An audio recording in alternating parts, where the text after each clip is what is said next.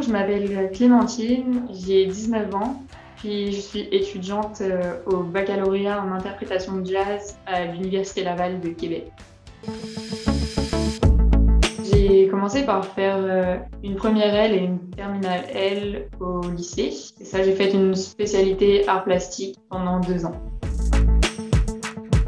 Je suis en baccalauréat en musique, en saxophone jazz, qui est donc l'équivalent d'une licence. Ça fonctionne par le système de crédit. C'est totalement différent de la France, je crois. On doit remplir un maximum de crédits à la fin de notre bac. C'est ça, chaque année, on choisit des cours avec un certain nombre de crédits qu'on doit valider. S'il y a un cours qu'on a raté, on le reprend à la session suivante, mais on refait pas l'année entière. Donc c'est exclusivement des cours de musique qui sont basés sur la musique en elle-même, les cours d'instruments, 1 heure par semaine de cours d'instruments avec mon prof. J'ai des cours de combo qui sont des petits ensembles de jazz, un cours de stage band qui est un gros orchestre de jazz. À côté de ça, j'ai des cours pour apprendre à gérer une carrière, apprendre à s'occuper des contrats d'artistes et ça. Après, j'ai aussi des cours de solfège puis d'analyse, donc qui servent pour travailler l'oreille, travailler la théorie. Ça s'équivaut sur certains points à des maths, puisque finalement la musique c'est comme une science exacte pour le son et tout ça. Puis à côté de ça, j'ai aussi des cours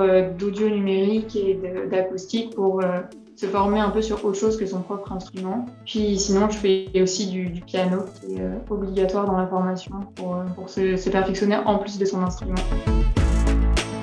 Le bac, ça dure 3 ou 4 ans. C'est comme un bachelor, c'est juste qu'ici, ça s'appelle un baccalauréat. Ensuite, il y a la maîtrise, qui est l'équivalent du master, mais ça dure 2 ans. Puis ensuite, il y a éventuellement le doctorat. Pour les métiers et les débouchés, je suis un peu lancée dans mon métier parce que j'ai comme des concerts. Puis c'est comme si j'avais déjà une vie de musicienne.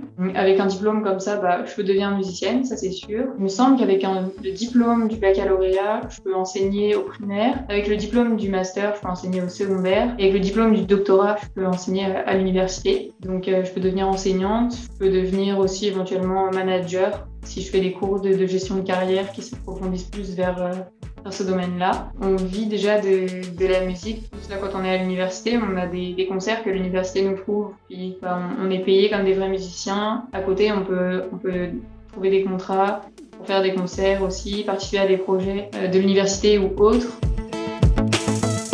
Je dirais qu'il faut être extrêmement mature parce que, par exemple, quand on vient de France, on sort du lycée puis on arrive directement à l'université. Or qu'au Québec, ils ont quelque chose qui s'appelle le cégep qui est entre le lycée et l'université et qui commence l'université plutôt vers 21 ans. Moi, je me retrouve avec des gens qui ont entre 25 et 35 ans, des fois. Il faut savoir déjà être dans le métier, avoir sa prestance, réussir à se montrer et à se sentir confiante. Pas passer pour quelqu'un de trop jeune et qu'on ne prenne pas au sérieux. Il faut faire preuve de discernement parce qu'il faut savoir voir ce qui va être le mieux pour nous. Par exemple, pour les contrats, savoir choisir les meilleures choses, pas forcément aller dans des projets où on sent que ça sent un peu l'arnaque. La créativité aussi, je dirais que c'est vraiment quelque chose qui prime parce que ça, il faut réussir à se démarquer. À côté de ça, on pourrait penser que la musique, c'est cool, c'est un art, donc ça va, c'est pas très difficile, mais je pense que c'est des études où il faut être vraiment très très sérieux parce qu'à côté de nos cours, on a justement une carrière qu'on doit essayer de débuter à côté, donc il faut vraiment être très sérieux et